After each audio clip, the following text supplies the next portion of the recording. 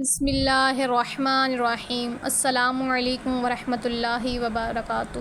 میدان کربلا اور نواسۂ رسول۔ سن 60 ہجری میں ایک ظالم بادشاہ نے اس صدا کو بلند کیا کہ کوئی دین نہیں، کوئی رسول نہیں اور نہ ہی کوئی وحی آئی تھی۔ استغفر اللہ۔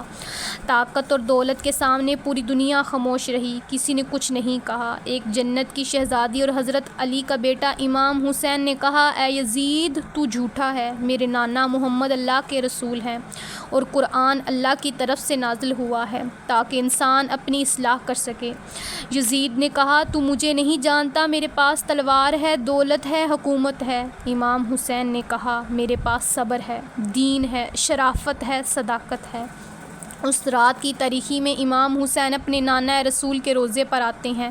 اللہ کے محبوب خواب میں آتے ہیں اور فرماتے ہیں، اے میرے نواسے، اسی دن کے لیے تمہاری پرورش کی گئی، تمہیں اسلام پر قربان ہونا ہے، اپنا سب کچھ دین خدا پر فدا کرنا ہے، اپنے خون سے اسلام کی صداقت کو بیان کرنا ہے، اپنے سر کو تن سے جدا کروا کے نوک نزاع سوار کروا کے قرآن کی تلاوت کو سنانا ہے۔ روز محشر کوئی یزید یہ نہ کہہ سکے کہ تمہارے نانا جھوٹے تھے، بس یہ کہنا تھا۔ امام حسین اپنی بہنوں بیٹیوں کو لے کر مکہ سے روانہ ہو کر کربلا کی طرف چلے گئے۔ فوج یزید نے چاروں طرف سے مولا حسین کو گھیر لیا، 3 دن سے پانی بند کر دیا۔ یزید نے یہ حکم بھجوایا کہ نواسۂ رسول اگر میری بیعت نہ کرے تو اس کو قتل کر دیا جائے۔ استغفر اللہ۔ فوج یزید جو چاروں طرف سے اللہ کے رسول کے خاندان کو لپیٹے ہوئے تھی، انہوں نے یہ طے کیا کہ 9 محرم کو نواسۂ رسول اور ان کے ساتھیوں کو قتل کر دیا جائے گا۔ مولا حسین نے جناب عباس سے کہا کہ جاؤ یزید کی فوج کے پاس، ان سے کہو کہ ان کے نبی کی بیٹی کا بیٹا کہتا ہے کہ تمہیں ایک رات اللہ کی عبادت کرنے کے لیے دیا جائے۔ حضرت عباس جیسے ہی امام حسین کا فرمان فوج یزید کو سناتے ہیں، وہ ہنسنے لگتے ہیں۔ فیصلہ کیا گیا، اب جنگ 9 محرم کو نہیں بلکہ 10 محرم کو ہوگی۔ امام حسین شب عاشور کو اپنے تمام ساتھیوں کو اپنے پاس بلاتے ہیں، کہتے ہیں، اے لوگو، یہ فوج جو تم دیکھتے ہو میرے خون کے پیاسے ہیں اور کل مجھے قتل کیا جائے گا۔ میری بہنوں بیٹیوں کو بے پردہ کر کے بازاروں میں پھیرا جائے گا۔ لوگوں، تم نے مدینے سے لے کر یہاں تک میرا بہت ساتھ دیا ہے، اب میں حجت تمام کرتا ہوں۔ بس اتنا کہنا تھا اور کہا، چلے جاؤ، اپنے اپنے شہروں میں واپس چلے جاؤ، تمہاری جنت کا ضامن میں ہوں۔ لوگ ادھر ادھر دیکھنے لگے، اے مولا، یہ کیا فرما رہے ہیں، آپ کو چھوڑ کر چلے جائیں؟ امام حسین فرماتے ہیں، اے لوگوں، تم سب کو شہادت کا مرتبہ اللہ کے رسول سے میں لے کر دوں گا، چلے جاؤ۔ جب امام حسین نے سب کے چہرے کو دیکھا تو آپ نے فرمایا، شاید تم لوگوں کو آنکھوں کی شرم نے مارا ہے، عباس چراغ بجھا دو۔ بس چراغ کا بجھنا تھا، امام حسین سر کو جھکا کر بیٹھ گئے۔ امام حسین نے فرمایا، تھوڑی دیر بعد، عباس چراغ جلاؤ۔ جیسے ہی چراغ جلنے لگے، امام حسین دیکھتے ہیں کہ ایک ایک مولا کا چاہنے والا اپنی تلوار اپنی گردن پر رکھ کر کہتا ہے، اے نواسۂ رسول، ان ظالموں کے بیچ ہم آپ کو تنہا چھوڑ کر کیسے جائیں؟ جب ہم مر جائیں گے آپ کی ماں کو کیا منہ دکھائیں گے؟ ہماری جانیں، آپ کے بچوں کی جانیں آپ کے قدموں پر قربان۔ اگر آپ حکم کریں تو ہم ابھی اپنے آپ کو قتل کر دیتے ہیں۔ امام حسین فرماتے ہیں، اے بابا، دیکھ، جیسے مجھے ساتھی ملے ایسے آپ کو بھی نہ ملے، اے میرے بھائی حسن، جیسے مجھے ساتھی ملے ایسے آپ کو بھی نہ ملے۔ پھر آپ فرماتے ہیں، جاؤ اللہ کی عبادت میں مشغول ہو جاؤ، کل تمہیں اللہ کے دین پر قربان ہونا ہے۔ بس رات ڈھلنے لگی، 10 محرم کا سورج طلوع ہوا، آواز اللہ اکبر آئی اور نماز میں حملہ ہوا۔ ایک چاہنے والا امام کے قدموں میں قربان ہوتا رہا، کبھی عباس، کبھی شہزادہ قاسم، کبھی شہزادہ اکبر اور کبھی معصوم اصغر۔ جب کوئی بھی نہ رہا تو امام حسین خیمے میں آئے اور کہتے ہیں، میری بہنوں، اے میری بیٹیوں، اپنے امام کا آخری سلام قبول کرو۔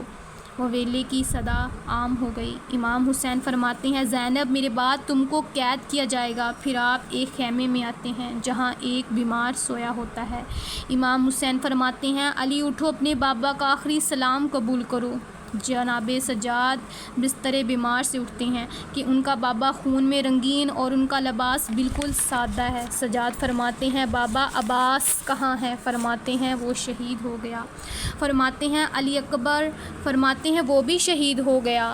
ایک ایک شہید اللہ کی راہ میں قربان ہو گیا۔ اب اتنے میں زین العابدین سہارے سے اٹھتے ہیں اور کہتے ہیں بابا مجھے اجازت دو، میں میدان میں جاؤں۔ امام حسین فرماتے ہیں سجاد تمہارا امتحان اتنا آسان نہیں ہے بیٹا، ہمیں شہید ہونے دو، ہمارا امتحان یہاں ختم ہونے دو، پھر تمہارا امتحان شروع ہو جائے گا۔ تمہیں اپنی بیٹیوں بہنوں کے ساتھ قیدی بنا کر بازاروں میں جانا ہے۔ سجاد یزید کے بازار میں خطبہ سناتا ہے، الوداع کہتے ہیں اور میدان میں جاتے ہیں۔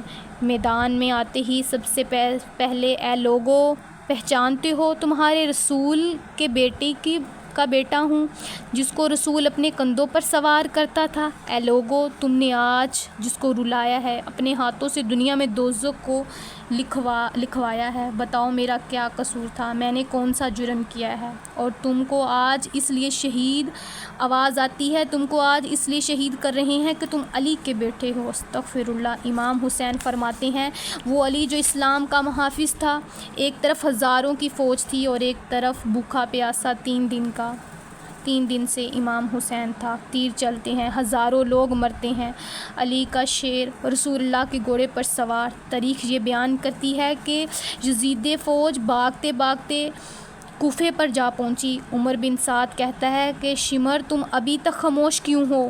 شمر کہتا ہے میں مر جاؤں گا، ہم تو امام حسین کے بچوں سے نہ لڑ سکے اور تم امام حسین سے لڑنے کا کہہ رہے ہو۔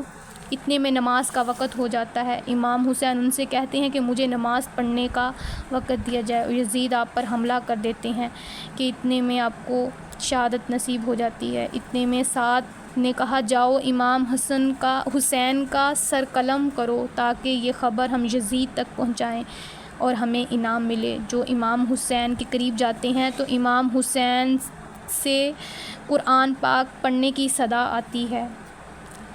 یزید کو لگتا ہے، شمر کو لگتا ہے کہ امام حسین پچھتا رہے ہیں اور وہ اور قریب جاتا ہے تو اللہ کی حمد و ثنا کر رہے ہوتے ہیں آپ، سبحان اللہ۔ اور امام حسین نے آنکھ کھولی اور فرماتے ہیں شمر تم کو پتہ نہیں میں کون ہوں؟ میں جنت کا سردار ہوں۔ شمر سننے لگتا ہے اور آپ کا سر تن سے جدا کر دیتا ہے، امام حسین کا سر کاٹتا ہے۔ استغفر اللہ۔ فوج یزید میں خوشی کا ماحول بن جاتا ہے۔ سعد نے کہا خیموں کو آگ لگا دو، لوٹ لو۔ استغفر اللہ۔ بیبیوں کی رونے کی آواز شروع ہو جاتی ہے اور ان کو بے پردہ کر دیا جاتا ہے۔ سن 60 ہجری کا یہ پہلا 10 محرم تھا جہاں اندھیرا وقت سے پہلے ہو گیا تھا۔ سلام کربلا کے شہید نواسۂ رسول امام حسین رضی اللہ تعالیٰ عنہ کو۔